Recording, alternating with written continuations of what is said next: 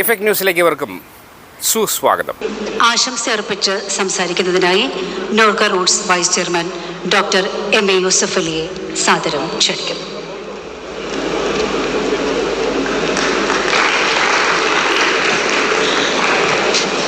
ആദരണീയനും ബഹുമാന്യനുമായ മുഖ്യമന്ത്രി, ബഹുമാനപ്പെട്ട സ്പീക്കർ, ബഹുമാനപ്പെട്ട മന്ത്രിമാരെ, നോർക്കയുടെ സഹ ഡയറക്ടർമാർ, എൻ്റെ സുഹൃത്ത് ശ്രീ രവി പിള്ള, ശ്രീ റപ്പായി, വൈസ് ചെയർമാൻ ശ്രീ രാമകൃഷ്ണൻ, മറ്റു മന്ത്രിമാർ, ലോകത്തിനെമ്പാടും വന്ന എൻ്റെ മലയാളി സഹോദരി സഹോദരന്മാരെ, ഞാൻ 2 മിനിറ്റ് കൊണ്ട്, കാരണം പറയാനുള്ള എല്ലാ കാര്യങ്ങളും ബഹുമാനപ്പെട്ട മുഖ്യമന്ത്രി നമ്മളോട് പറഞ്ഞിട്ടുണ്ട്. നാം ലോകത്തിൻ്റെ ഏത് ഭാഗത്ത് ചെന്നാലും നാം ചിന്തിക്കുന്നതും നമ്മുടെ മനസ്സും ശരീരവും കേരളത്തോടൊപ്പമാണ്. അതെപ്പോഴും നമ്മുടെ മനസ്സിലുണ്ടാകേണ്ടിയിരിക്കുന്നു. എവിടെ തിരിഞ്ഞൊന്നു നോക്കിയാലെന്ത്, അവിടെല്ലാം പൂത്ത മരങ്ങൾ തന്നെ.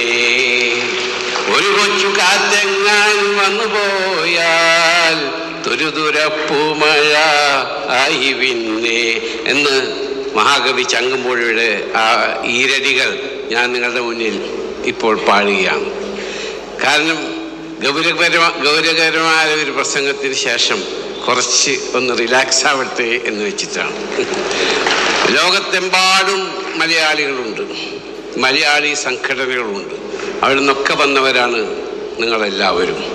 നമ്മുടെ രാജ്യത്ത് ഒരു സാംസ്കാരിക സൗധം പടുത്തുയർത്തുമ്പോൾ ഒരു മതപരമായ ഒരു പള്ളിയോ ഒരു മദ്രസയോ ഒരു ചർച്ചോ ഒരു അമ്പലമോ ഒരു സ്കൂളോ അങ്ങനെ എന്ത് പടുത്തുയർത്തുമ്പോഴും ഒരു വിദേശ മലയാളി അതിൻ്റേതായ രീതിയിലും രൂപത്തിലും ഭാവത്തിലും നമ്മളൊരു ചെറിയ സംഭാവന ഉണ്ടാകും.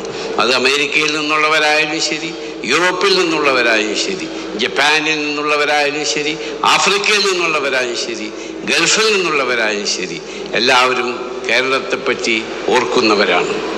ഒരു കാലത്ത് ഇന്ത്യയുടെ സാമ്പത്തിക സമ്പദ്ഘടന വളരെ അപകടകരമായ ഒരു സ്ഥിതി തരണം ചെയ്തപ്പോൾ, ഇവിടെ ലോകത്തിലെ സാമ്പത്തിക സ്ഥാപനങ്ങളൊന്നും ഇന്ത്യക്ക് കടം തരാൻ സാധിക്കാത്തൊരു സന്ദർഭമുണ്ടായപ്പോൾ, നമ്മുടെ കരുതൽ സ്വർണം വിദേശത്ത് കൊണ്ടുപോയി പണയം വെച്ച് അവിടെ നിന്ന് കാശ് മേടിച്ച് നമ്മളുടെ ദൈനംദിന കാര്യങ്ങൾ നടത്തേണ്ട ഒരവസ്ഥ ഈ ഇന്ത്യക്ക് വന്നപ്പോൾ, ഈ ഇന്ത്യയെ രക്ഷിച്ചത് വിദേശ മലയാളികളായിരുന്നു എന്ന് അഭിമാനപൂർവം നിങ്ങളുടെയും എൻ്റെയും അഭിമാനപൂർവ്വം ഞാൻ പറയട്ടെ. ഇന്ന് ഞാൻ പറഞ്ഞതല്ല, ഇന്ത്യ കണ്ട, ലോകം കണ്ട സാമ്പത്തിക ശാസ്ത്രജ്ഞന്മാരിൽ പ്രഗത്ഭനായിരുന്ന ഇന്ത്യയുടെ മുൻ ധനകാര്യമന്ത്രി, ഇന്ത്യയുടെ മുൻ പ്രധാനമന്ത്രി ഡോക്ടർ മൻമോഹൻ സിംഗ് പാർലമെൻറ്റിൽ ബഡ്ജറ്റ് അവതരിപ്പിച്ചുകൊണ്ട് പറഞ്ഞു, I salute the people of Kerala.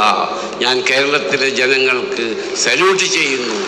കാരണം അവർ അധ്വാനിച്ച് കഷ്ടപ്പെട്ട് അവർ ജോലി ചെയ്തും കച്ചവടം ചെയ്തും ഉണ്ടാക്കുന്ന കാശ് എല്ലാ മാസവും ഒരു ബുദ്ധിമുട്ടും കൂടാതെ നമ്മുടെ രാജ്യത്തിലേക്ക് അയക്കുക. നമ്മുടെ കുടുംബത്തിന് വേണ്ടി, നമ്മുടെ കുട്ടികൾക്ക് പഠിക്കാൻ വേണ്ടി, മാതാപിതാക്കൾക്ക് രോഗത്തിന് മരുന്ന് മേടിക്കാൻ വേണ്ടി, അതല്ലെങ്കിൽ വീടുണ്ടാക്കാൻ വേണ്ടി, അതല്ലെങ്കിൽ സാമ്പത്തിക, സാമൂഹിക, സാംസ്കാരിക, വിദ്യാഭ്യാസ മേഖലകളിൽ സഹായം ചെയ്യാൻ വേണ്ടി നമ്മൾ അയക്കുകയായിരുന്നു. പക്ഷെ അത് ഇന്ത്യയുടെ സമ്പദ്ഘടനയ്ക്ക് മുതൽക്കൂട്ടായിരുന്നു. അതാണ് I salute the people of Kerala.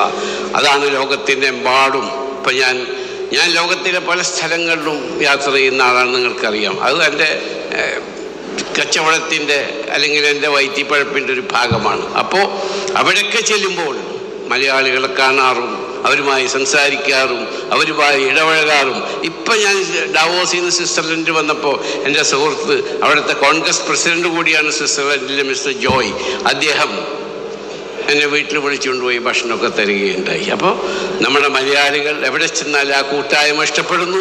അതാണ് നിങ്ങൾ ബുദ്ധിമുട്ടി വിഷമിച്ച് ലോകത്തെമ്പാടും നിന്ന് ഇവിടെ വന്ന് ഈ സമ്മേളനത്തിൽ പങ്കെടുക്കുന്നത്. ഇത് നമ്മൾക്ക് തരുന്ന ഒരു പ്രത്യേകമായൊരു റെസ്പെക്റ്റാണ് എന്നുകൂടി ഈ സമയത്ത് പറയുകയാണ്. ഒരു ബഹുമാനമാണ്. ഇങ്ങനത്തെ ലോക കേരള സഭ മുമ്പുണ്ടായിട്ടില്ല. ലോകത്തെമ്പാടുമുള്ള അമേരിക്കയിലും ജപ്പാനിലും അല്ലെങ്കിൽ യൂറോപ്പിലും ആഫ്രിക്കയിലും ഗൾഫിലുമുള്ള മലയാളികളെ വിളിച്ച് ഇവിടെ കൊണ്ടുവരികയും ബഹുമാനിക്കുകയും നിങ്ങൾ ചെയ്യുന്ന കാര്യങ്ങൾക്ക് നന്ദി പറയുകയും നിങ്ങൾ ഈ കേരളത്തിൻ്റെ വികസനത്തിന് നിങ്ങളുടേതായ രീതിയിലും രൂപത്തിലും ഭാവത്തിലും കോൺട്രിബ്യൂട്ട് ചെയ്യണമെന്ന് നമ്മളോട് പറയുകയും ചെയ്യുന്ന ഈ 10 കൊല്ലമായിട്ട് ഇത് തുടങ്ങിയിട്ടുള്ളൂ. ഇതിൽ സഹകരിക്കുന്ന എല്ലാവർക്കും നന്ദി. ഇതിൽ വന്ന നിങ്ങൾക്കെല്ലാവർക്കും ആശംസ. ഇനിയും നമ്മൾക്ക് കാണാനും സംസാരിക്കാനും ഈ നാളെയും മറ്റന്നാളും കൂടി നടക്കുന്ന ഈ സമ്മേളനങ്ങളിലും മീറ്റിങ്ങുകളിലും നമ്മൾക്ക് നമ്മളുടേതായ നിങ്ങളെല്ലാവരും ഓരോ കാര്യത്തിൽ വിദഗ്ധന്മാരാണ് ലോകത്തിലെമ്പാടും.